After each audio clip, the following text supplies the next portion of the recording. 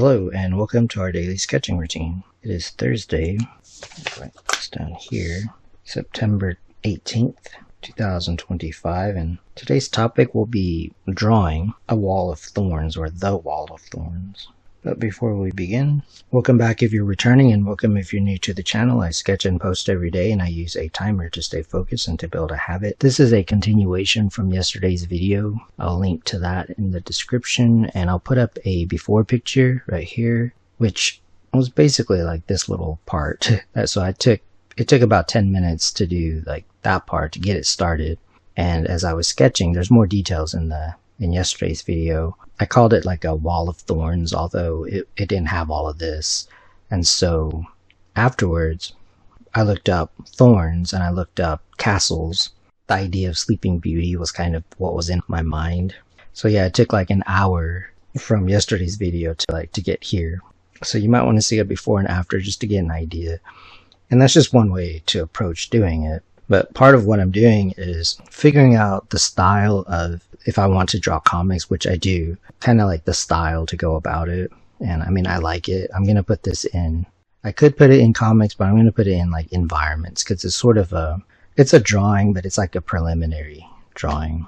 In today's video, I just wanted to go over how I would continue, because basically I'm moving into like the detail stage. So I have the drawing, which started off as like a sketch, but now I'm calling it a drawing because it could be like the final drawing. It could be an illustration. So I'm not going to like just be sketchy about it. Yeah, and then I set up like the light and dark. So I have like the basic light and dark color scheme. Now you don't have to like shade all of this. There's just different approaches. So I'm shading it some.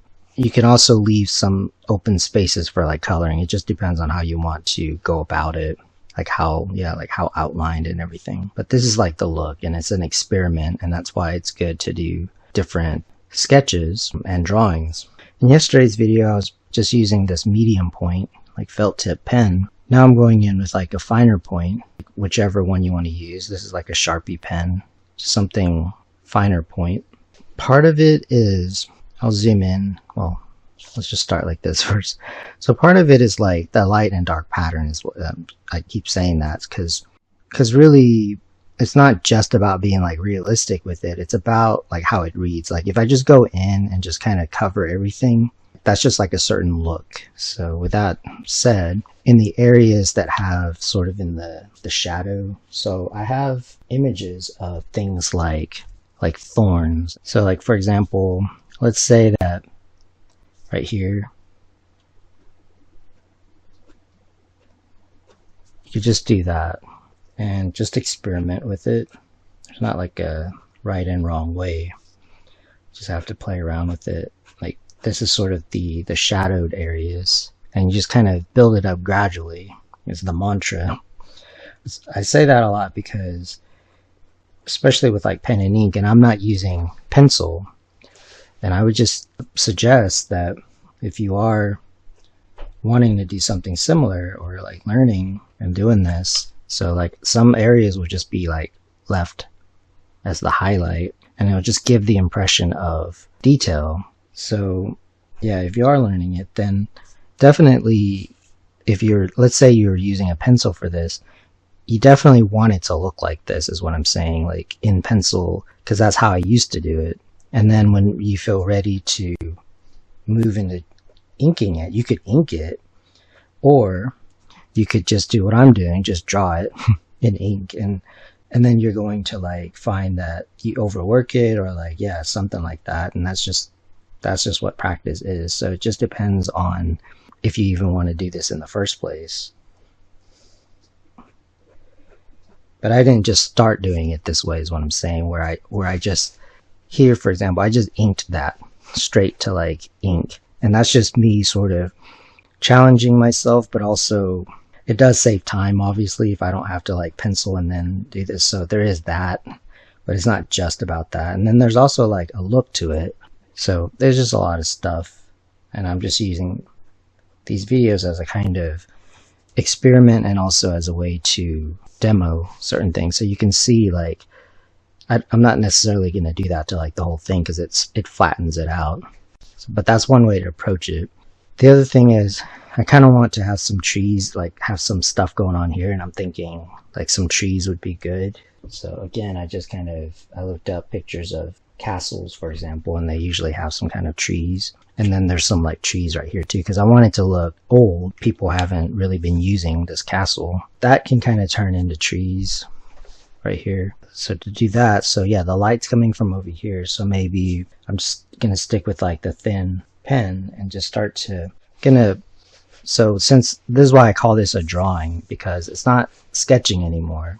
It's kind of like in a sort of sketchy style, but it's pretty tight, it's pretty detailed. So I'm just gonna kind of do this and have this be like the rendering of it. Like this is part of the look of it.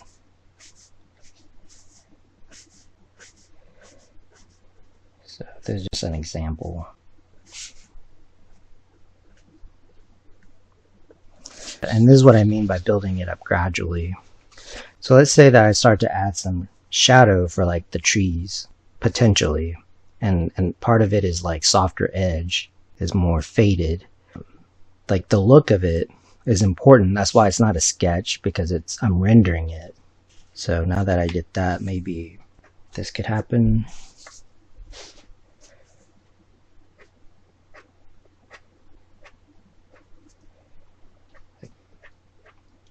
Again, just some examples, and that's what I would take my time to build up, like, the look of it, and just squint.